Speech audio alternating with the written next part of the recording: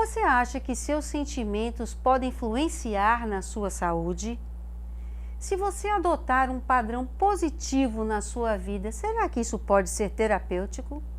A resposta para essas e outras perguntas você conhece agora no programa Diálogo Espírita, que está iniciando.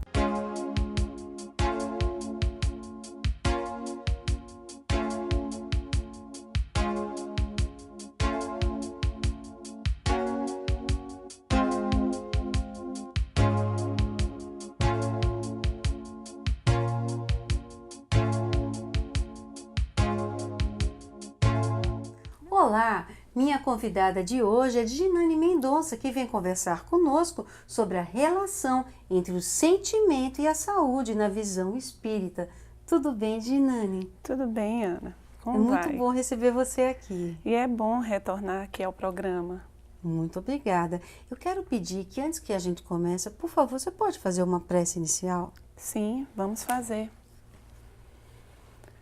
Vamos fechar nossos olhos, mentalizar Jesus de Nazaré, nosso Mestre, nosso Senhor. Amigo Jesus, nesse momento queremos rogar a Tua assistência amiga. Permite, Senhor, que de Tuas mãos amorosas possam descer, se irradiar os bálsamos de luz, para que toda tarefa no diálogo, aqui na entrevista, se desenvolva em paz, em harmonia. Permite, Senhor, também que os ouvintes, os espectadores, eles possam também ser abençoados, iluminados pelos Teus eflúvios de amor. Abençoa-nos, Senhor. Assim seja. Assim seja. Ginane, de que maneira os sentimentos podem interferir na saúde do corpo físico? Para entender de que forma os sentimentos podem interferir na saúde do corpo físico, é preciso que a gente faça uma reflexão sobre a condição humana. O que é o ser humano, Ana? O ser humano, a pessoa humana, é um espírito. Nós somos seres espirituais. E nós somos seres espirituais que somos reencarnados 3. Se é possível explicar assim. Nós somos o espírito, o perispírito, que é um molde, como a própria palavra diz, peris envolve, né? Um molde é um corpo fluídico, um corpo espiritual, feito de matéria quintessenciada. Veja bem, matéria quintessenciada quer dizer que o perispírito é uma matéria muito sensível, muito sutil. E o corpo físico?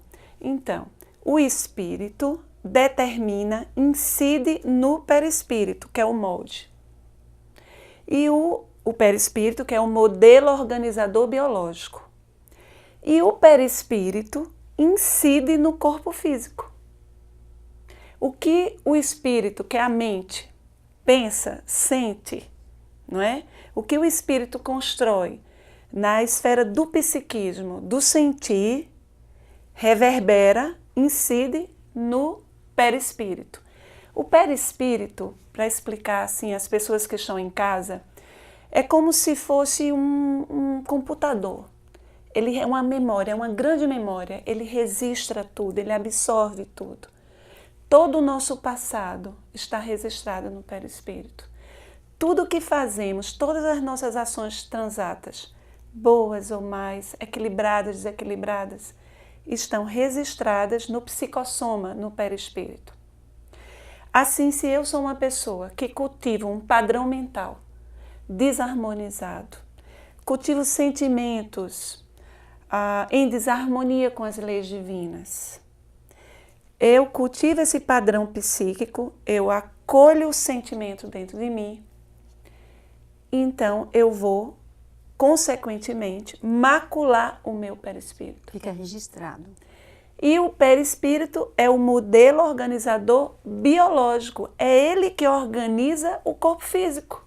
Compreende a relação? Compreendo. Então, muitas vezes, uma doença, um câncer, por exemplo, começa na alma em desarmonia. Macula o perispírito, é o que Joana de Ângeles chama de marca moral, são as marcas morais. essa desarmonia está nesse estado do sentir em desarmonia, né, em desajuste, e vai reverberar em males físicos, doenças físicas. De forma que, se nós formos construindo um padrão de existir, uma atitude de viver, Ana, mais leve, mais pacificada, procurando seguir os ensinamentos crísticos, não esse Cristo no altar que a gente fica idolatrando, adorando, mas um Cristo que significa uma proposta existencial. Os seus ensinamentos como proposta existencial. Então, se a gente começa a implementar no código do existir, não é? Essas vivências, nós vamos saneando a alma, equilibrando o perispírito, e o modelo organizador biológico vai mandando mensagens de saúde, de equilíbrio para o corpo físico. Nossa, fantástico. Porque tudo está interligado. Agora, Ginane, qual é a diferença entre as emoções e os sentimentos? As emoções, elas são assim mais, como é que eu posso dizer, mais primitivas. Elas são, é o imediato, é o impacto imediato. O sentimento é a emoção raciocinada, pensada. Então, vamos diferenciar, por exemplo, a raiva é uma emoção. É aquele impacto que determinada situação provoca em mim. Quando eu acolho em demasia, cultivo, fico ruminando no meu padrão psíquico, a raiva, ela se transforma em rancor. O rancor é um sentimento. Eu posso não escolher sentir a emoção. O sentimento eu posso.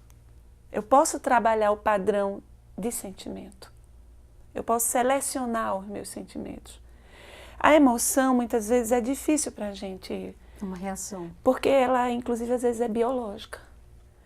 Como estamos circunstanciados pela matéria, a matéria nos coloca em situações difíceis. Então, o impacto que a gente sente, aquela coisa primitiva, é da matéria mesmo, do corpo físico. Quando eu estou me moralizando, eu estou avançando, eu posso sentir a raiva, mas imediatamente eu começo a diluí-la. Uhum. Não, eu não posso sentir isso. Eu tenho que entender essa situação. Eu estou diluindo, eu estou trabalhando. Então, eu senti a raiva, mas ela vai sendo drenada, porque eu vou trocando por um padrão psíquico de compreensão, de entendimento, de desapego. Compreende a diferença? Sem dúvida. Então, significa que uma atitude pessimista ou negativa em relação à vida pessoal pode afetar a saúde das pessoas que estão próximas de quem tem esse tipo de comportamento, aquela pessoa negativa, aquela Pode, mal-humorada? Pode. Porque nós espíritos, nós somos espíritos. É importante a gente dizer aqui no programa, isso não é novidade, nós somos espíritos, que estamos circunstanciados, estamos por hora reencarnados. Essa reencarnação, ela pode durar 30 anos, 40 anos, até 100, conforme a programação existencial. Como eu sou um espírito, eu sou um ser que se comunica e interage essencialmente pelo pensamento. O nosso padrão psíquico, padrão de pensamento, ele cria conexões. Uhum. Quando a pessoa cultiva um padrão rancoroso, desarmonizado, invejoso, irado, mesmo que ela esteja calada, ela contamina a psicosfera do ambiente. Nossa. E é por isso que você se sente mal. É por isso que Jesus, inclusive, falou: orai e vigiai. Né? E você, está gostando? Se você quiser rever este programa, basta que você acessar o site da Federação Espírita Pernambucana, www.federacalespiritape.org, ou também pode visitar a nossa página no Facebook e deixar o seu curtir. A gente faz um breve intervalo, mas volta já já.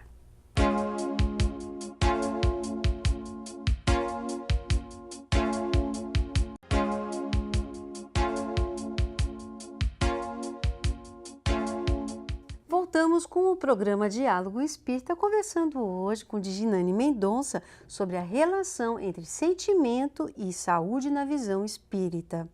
Mas antes de prosseguirmos, eu vou aproveitar para dar uma dica de leitura para vocês. Nossa dica de hoje está aqui, olha, Transição Planetária. É pelo espírito de Manuel Filomeno de Miranda e o médium Divaldo Pereira Franco. A leitura dessa obra nos proporciona informações acerca de novos rumos da humanidade, diante dos sinais dos tempos. Imperdível! Você pode adquirir este e outros títulos na livraria da Federação Espírita Pernambucana, que fica na Avenida João de Barros, número 1629, no Espinheiro.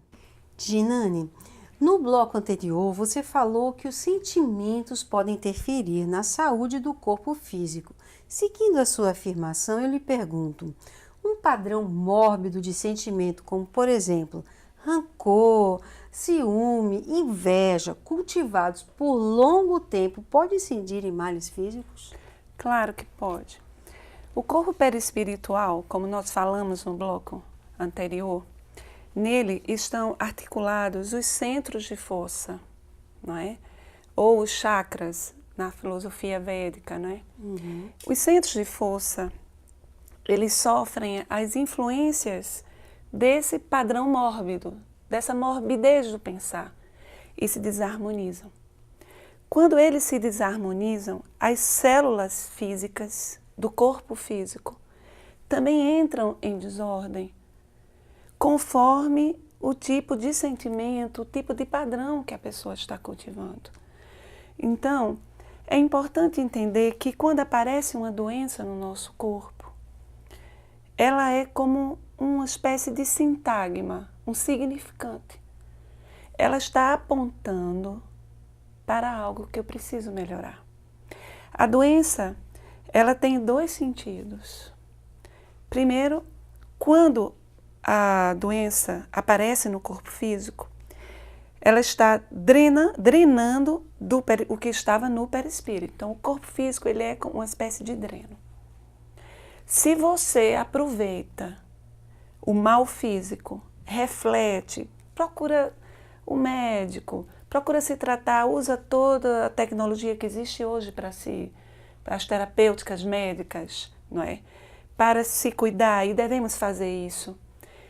Mas se você aproveita esse momento da dor, da doença, do mal físico, para repensar a sua atitude de viver, fazer uma ponderação no seu padrão emotivo, no seu padrão de sentir, você estará ficando curado de fato.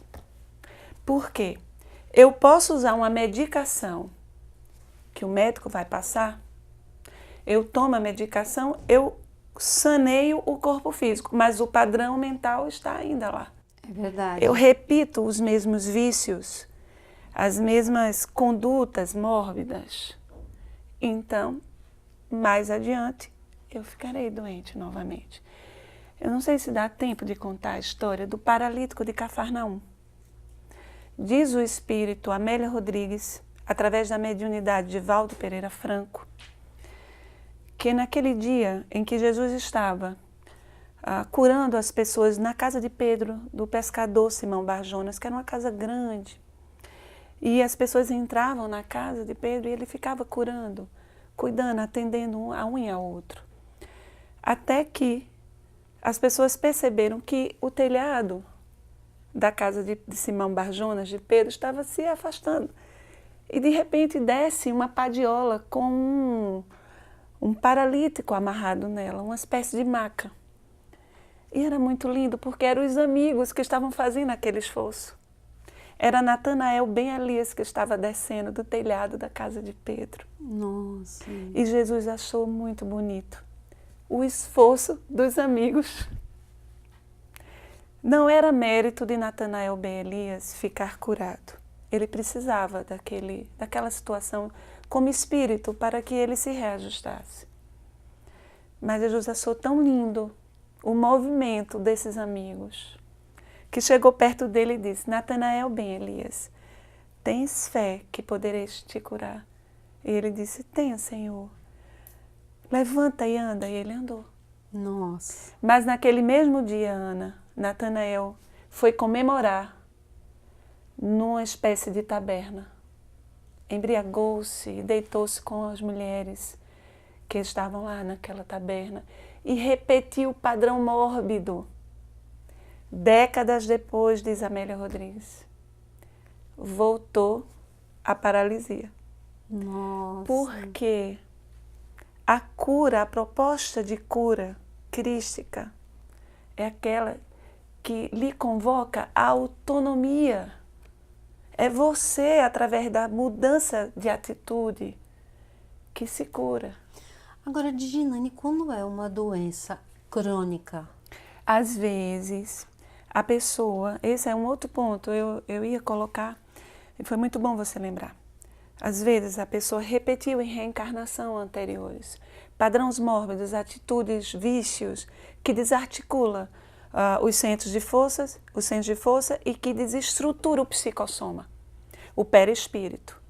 Então, na nova reencarnação, as marcas que estão no perispírito, o perispírito é maculado, ele adoece conforme as nossas ações, conforme os nossos sentimentos, as coisas que a gente pensa, que a gente faz.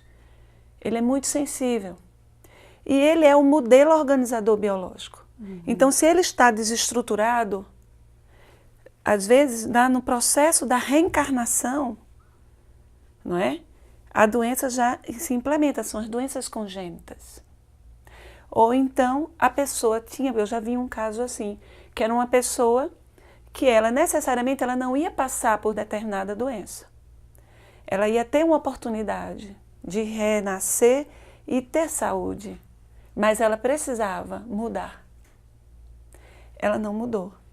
Ela reincidiu nas mesmas condutas. Nesse caso específico, as viciações ligadas ao centro de força genésico, a sexualidade. Repetiu o mesmo padrão mórbido. A sexualidade em desalinho. Adoeceu. Desenvolveu um câncer nessa área. Nossa. Por quê? Porque estava lá, latente. Quando ela repetiu a conduta, o padrão emotivo, o padrão de sentimento, a ação, as células, o perispírito é como se tivesse assim, como uma cicatriz, a cicatriz abriu no perispírito, as células do corpo físico se desestruturaram. Nossa. E está tudo interligado. Djinane, fala pra gente um pouco sobre as emoções positivas e negativas. Emoções positivas e negativas, a gente precisa entender que necessariamente uma emoção negativa não precisa ser ruim. E uma emoção positiva, o que é? Vamos explicar. Às vezes, dentro de nós, Joana de Anjos fala em Jung também em sombra, que são aquelas questões que existem dentro de nós, que estão lá na nossa sombra. E a gente precisa trazer. Uma emoção negativa, ela pode apontar aspectos que eu preciso melhorar. Então, uma tristeza, você pode dizer que é uma emoção negativa, mas ela não quer dizer que seja ruim, essa tristeza. Essa tristeza, ela pode estar fazendo você pensar, você refletir. O que vai ser importante é como você vai se posicionar dentro dessa tristeza. Se você vai cultivar a emoção de forma a ela se transformar em um sentimento permanente, você é triste, melancólico o tempo todo. Ou se você aproveita a emoção da tristeza, que se lhe ocorreu, que chegou, você está triste, ora, nós ficamos tristes. E você está pensando como você pode trabalhar isso, como é que você pode ser feliz. Às vezes, uma emoção que as pessoas dizem que é muito positiva, a alegria, por exemplo, ela pode estar disfarçando um mal muito mais profundo.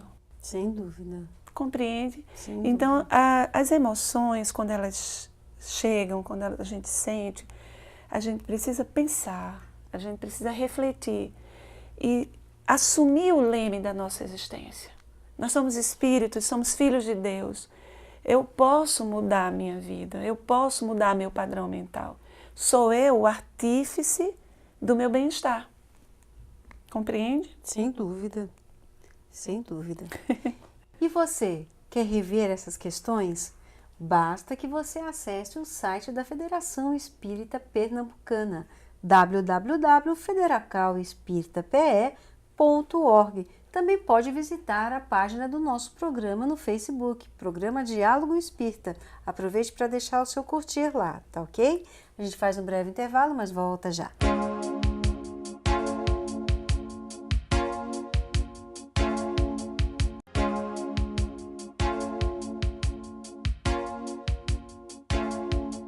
Voltamos agora com o programa Diálogo Espírita, continuando nossa conversa com Ginane Mendonça sobre relação entre sentimento e saúde na visão espírita. Ginane, no bloco anterior, você nos falou sobre emoções negativas e emoções positivas. Diante dessa sua afirmação, eu lhe pergunto, podemos dizer então que a renovação dos sentimentos como a prática de virtudes é uma atitude terapêutica? Sim, a virtude, mais do que ser vista no seu aspecto teologal, religioso, ela deve ser vista no seu aspecto terapêutico. Olha Cultivar e implementar as virtudes no processo de existir é adquirir saúde. Saúde plena, a saúde do homem integral, do ser integral, não é? E aí quando você fala na sua pergunta sobre virtudes, aí me vem na memória a Bhagavad Gita, que é o livro sagrado dos hindus, da filosofia védica. Lá você vai encontrar os Kurus e os Pandavas, que são as virtudes e os vícios, não é? E no diálogo entre Krishna e Arjuna, o discípulo de Krishna, Krishna fala para Arjuna que essa batalha, esse diálogo na Bhagavad Gita, ele se dá no meio de uma grande batalha. É uma alegoria que existe nesse livro belíssimo, né, da filosofia védica. Essa batalha, ela se trava dentro de nós. Olha não só. é? É a batalha entre os vícios e as virtudes. E ela se dá no nível da consciência. Então, questão 621, Livro dos Espíritos, onde está inscrita a lei de Deus? Na consciência. Se a lei de Deus está inscrita na consciência, quer dizer que um código ético divino está dentro de mim. Todas as vezes que eu reincido em condutas viciosas, eu me desarmonizo, eu entro em sofrimento. Mesmo que eu não tenha nem consciência, mesmo que eu diga que não esteja em sofrimento. Viver dentro das viciações é estar em sofrimento. Por isso, a profunda compaixão que Jesus tem por nós, os espíritos superiores têm por nós. Por isso que ele falou assim, trazendo aí naquela imagem do Sermão da Montanha, do dar a outra face, dá a tua túnica, quando ele diz assim, se alguém pedir que você caminhe uma légua, caminha mais duas. É muito linda essa imagem, para mim uma das mais belas do Evangelho. Ele diz, caminha mais duas com esse que está nessa condição de sofrimento por estar em desarmonia. Quer dizer, não esquece dele, ora por ele, até que ele consiga superar as suas viciações, não é? E que ele consiga fazer com que as virtudes elas se tornem de forma assim mais ostensiva na sua conduta. Essa é a nossa grande tarefa, Cláudia. É uma tarefa de olhar para dentro de nós, reconhecer o autoconhecimento, né, o autodescobrimento, reconhecer quais são as viciações, as imperfeições que ainda são prementes e que estão me aprisionando no atavismo do sofrimento. Eu preciso fazer como Arjuna, o discípulo de Krishna, combater dentro de mim, não é? Como é que os ensinamentos espíritas podem ser provedores da saúde? Os ensinamentos espíritas são os ensinamentos crísticos, como se fossem uma rosa que estava assim entreaberta, e na doutrina espírita essa rosa abriu. São aqueles mesmos ensinamentos que o Cristo trouxe, só que de uma forma mais ampla, mais raciocinada. A doutrina espírita ela tem a feição religiosa, ela tem uma feição filosófica e ela tem a feição moralizadora. Uma criatura pode desenvolver o aspecto científico e o aspecto filosófico, mas se ela não implementar a moral crística e espírita, que está na doutrina espírita, não é? Mas quando eu falo que está na doutrina espírita, não quer dizer que só na doutrina espírita, mas os ensinamentos morais, que são as leis divinas, que o Cristo ensinou, por exemplo, no Sermão do Monte, ela fica saudável. Ela se cura de uma vez, porque ela começa a se harmonizar, a viver de forma equilibrada. Ela começa a construir um caminho. Tem uma imagem que eu gosto sempre de trazer. Gosto muito de poesia e gosto muito de falar dessa forma mais metafórica. Uhum. Então, o que vem sempre na minha mente é como se Deus, nosso Pai, colocasse em nossa mão um tear. Esse tear é a vida. Então, esse tear, ele tem fios. Quando eu estou fiando de forma desarmonizada com as leis divinas, os fios ficam emaranhados.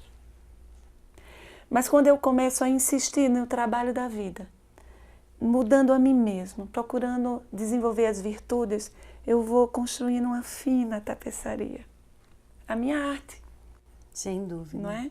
Essa arte, ela vai se refletir na minha forma de ser ao mundo. Porque eu posso estar no mundo, mas estar de forma desequilibrada, violenta, agressiva, invejosa, convivendo com a cupidez, com comportamentos desalinhados, sentimentos desalinhados. Mas se eu começo a desenvolver as virtudes, eu sou ao mundo.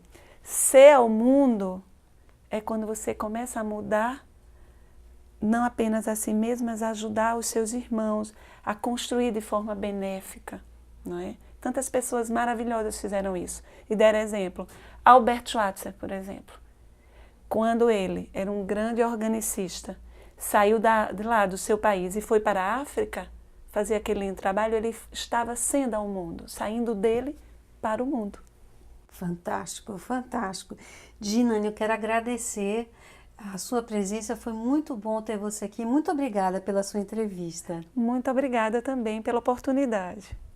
E você pode rever agora mesmo esse programa. Basta que você acesse ao site da Federação Espírita Pernambucana, www.federacalespirita.org, ou também me dê uma passadinha na nossa página no Facebook e curta o programa Diálogo Espírita. Semana que vem nós voltaremos com mais um tema da doutrina espírita. Fica com Deus.